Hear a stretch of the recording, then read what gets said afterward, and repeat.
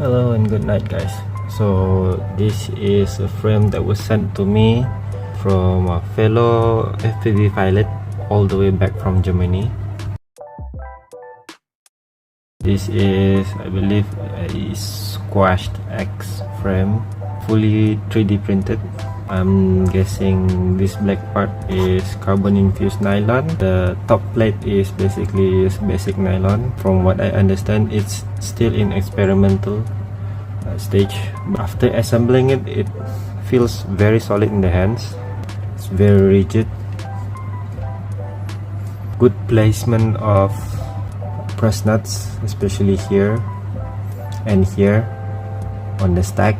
There will be less vibrations coming through from the motors. I did apply Loctite on a few points, especially here, here, here, and here.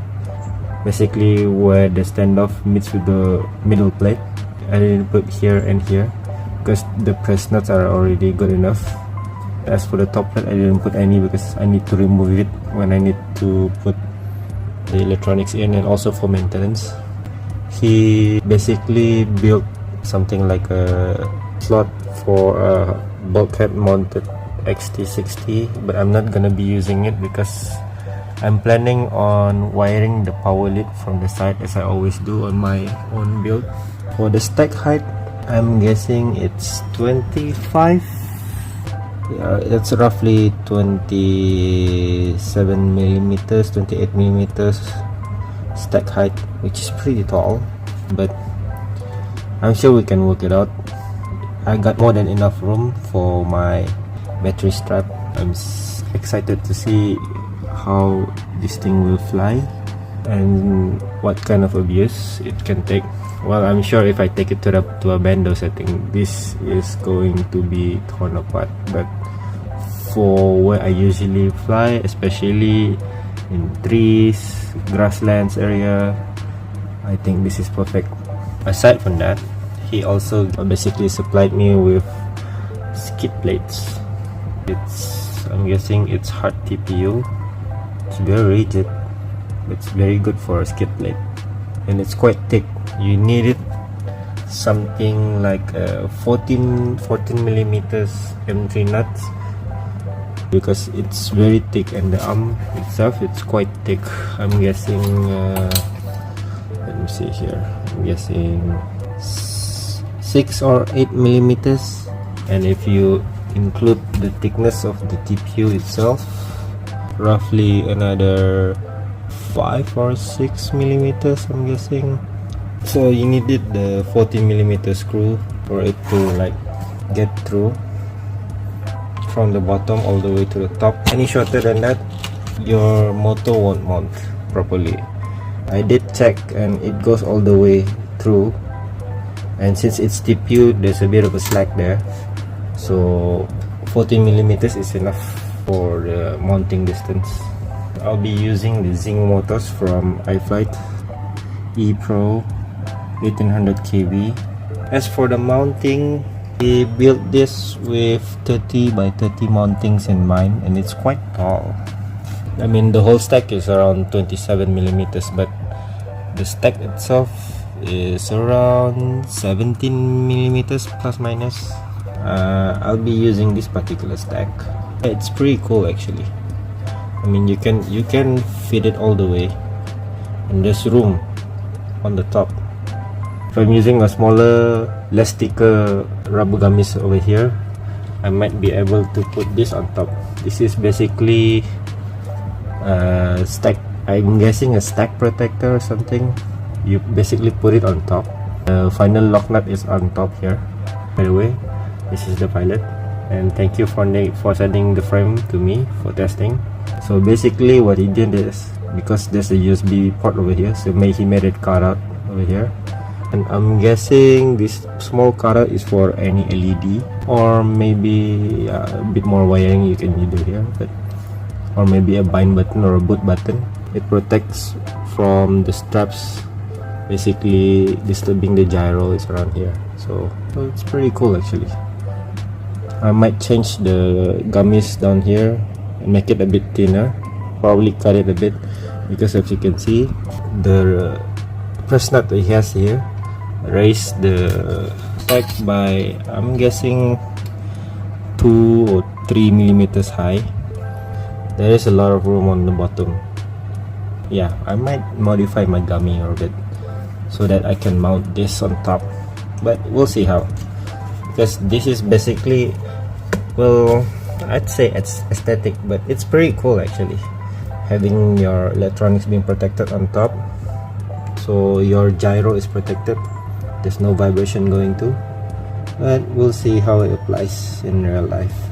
And the mounting on the back, we got the option to mount a 20 by 20. I'm guessing this is for a Vista. Is it 30 on the back? Yeah, it is a 13 by 30 mounting at the back. So if you have a bigger video transmitter here, it might fit. There's cuts for airflow too, which is very nice. On first impression, I kind of like this frame. It's very rigid. There's very little flex, even though it's 3D printed. I'm guessing the pillars here are carbon. I might be wrong, but it's very stiff and I like it. Oh yeah, by the way, if you're wondering, this is basically a 3D printed camera mount because I'm using a 19 by 19 camera. Basically the Nebula Pro is 19 by 19 in size, so this is where you stick your camera in and it will be permanently locked here. And I think Dom gave me the 25 degrees angle as requested, so I'll see how it turns out. Other than that, I'm looking forward to put the electronics in and get it for flight testing. But for now, yeah, this is a very good frame, and I'm hoping that with feedbacks given back and forth between me and him, let's hope he'll be able to a proper carbon fiber cut out and commercialize, because I can see very big potential in this.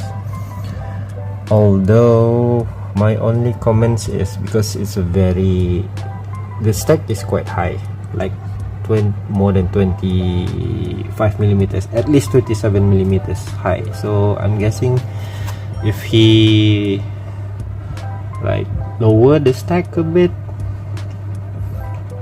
it will be a lot better. I mean, like, get it a bit slimmer. Like, this is pretty tall, almost a school bus type tall, but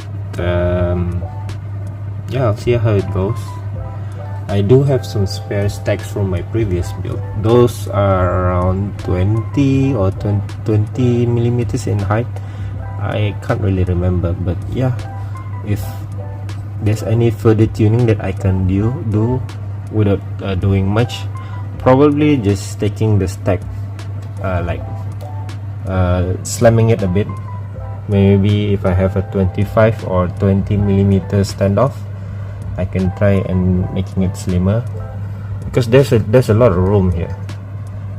I mean, it's good to have a lot of room, but in terms of acro flight, the higher stack might be throwing me off a bit. But I don't know, because as you can see, this is a squash X, but compared to my own build, this is quite wide for a 5-inch. Like, this was made for stabilization first in mind, for cinematic purpose, I guess. So we'll see how it goes. I'll just gonna be putting the electronics in this coming couple of days, and we'll see how it goes. Hopefully I get the time to properly build it and put it into testing and see how it goes. Alright, I guess that's all for now.